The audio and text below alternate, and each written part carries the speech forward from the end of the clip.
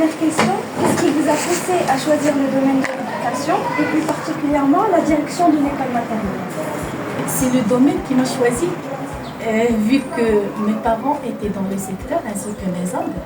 Donc je me rappelle bien que je n'ai pas pris beaucoup de temps à penser à mon orientation, surtout après le bac. Mais quand même j'avais un petit souci, c'est que je devais m'inscrire au CPR, donc je devais changer de ville et aller vivre toute seule. Chose qui m'a été interdite parce que ma mère a été catégorique là-dessus. Donc j'ai dû attendre jusqu'à finir mes études universitaires et postuler pour un poste d'enseignante. Et pour revenir sur la deuxième tranche de ta question, j'avoue que la direction n'a jamais figuré dans mes plans, non plus dans mes ambitions. Mais vu que je suis de nature curieuse et qui est toujours en quête des expériences, j'aime beaucoup les vivre avec toutes leurs opportunités, mais aussi avec leurs contraintes et leurs difficultés. Et une fois la proposition m'a été faite, j'ai accepté et ça m'a aidé à forger ma personnalité professionnelle et ça m'a apporté une grande plus-value. La deuxième question, quel a été votre parcours? En sciences expérimentales, après lequel je me suis inscrite à l'université Mohamed V de Rabat. J'ai eu un DUG en sciences juridiques et économiques. Et après, je me suis spécialisée pour avoir une licence en monnaie-banque. Juste après, j'ai postulé pour un poste d'enseignante, formation continue. Mais aussi, j'ai suivi d'autres formations au sein de quelques associations, comme l'association ATFAL, l'Institut français, la faculté des sciences et d'éducation. Et au fil du temps, j'ai fait des études pour avoir un nouveau diplôme. Le premier en coaching scolaire, le deuxième en ingénierie pédagogique et de formation. Et je dirais que ce n'était pas des moments décisifs, mais c'était un moment décisif dans ma carrière professionnelle. C'était le moment où on m'a demandé de choisir entre deux postes. Être une directrice de la maternelle ou bien rester dans l'enseignement des maths tout en assurant l'encadrement de la discipline. C'était un moment très difficile parce que j'étais tellement très curieuse de découvrir les coulisses de l'administration, surtout la manière de la gestion et tout. Mais en même temps, la passion pour la classe était toujours là, elle persistait. Sachant que les deux postes étaient aussi importants l'un que l'autre, j'étais dans l'obligation de m'orienter vers les personnes en qui je faisais confiance, mes encadrants, les plus proches de la famille, pour demander de l'aide et qu'ils me portent conseil. Et à la fin, je optais pour la direction et moi aussi je les adore. Avez-vous toujours été passionné par l'enseignement ou bien cette vocation s'est-elle construite avec le temps et avec l'expérience? Au début, peut-être c'était une vocation, mais au fil du temps, avec des années d'expérience, ça a devenu une passion.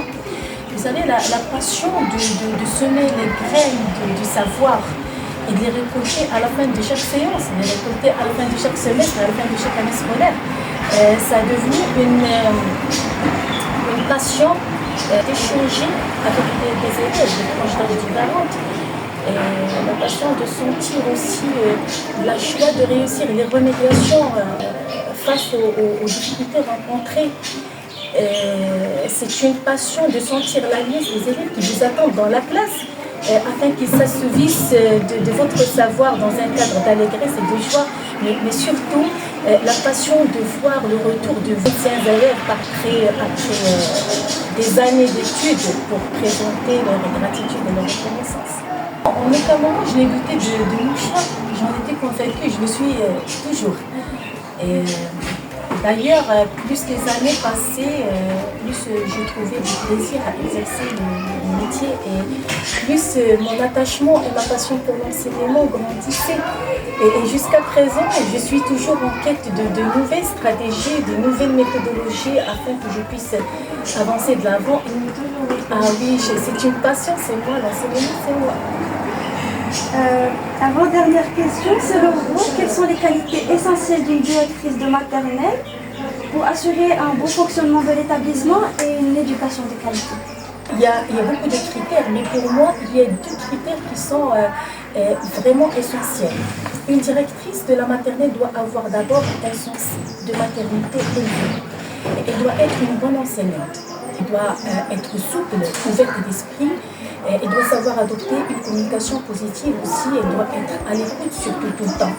Elle doit être, je dirais, une bonne encadrante, une bonne formatrice afin qu'elle puisse faire régner un climat propice et qu'elle puisse atteindre les objectifs escomptés.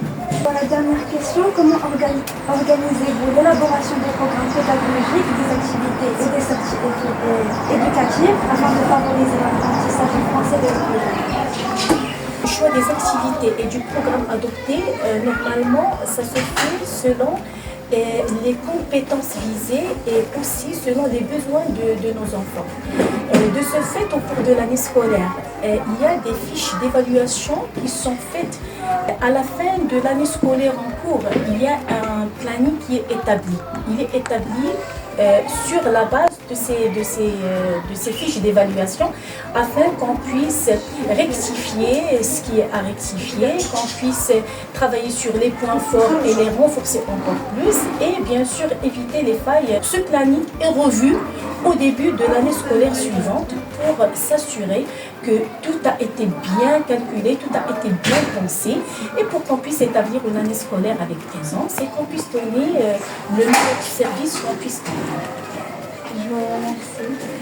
C'est moi qui vous remercie pour m'avoir choisi pour cette interview. Et je profite de l'occasion pour vous souhaiter Shahar Mubarak Saïd et bonne chance pour votre parcours scolaire et bonne continuation pour votre journée.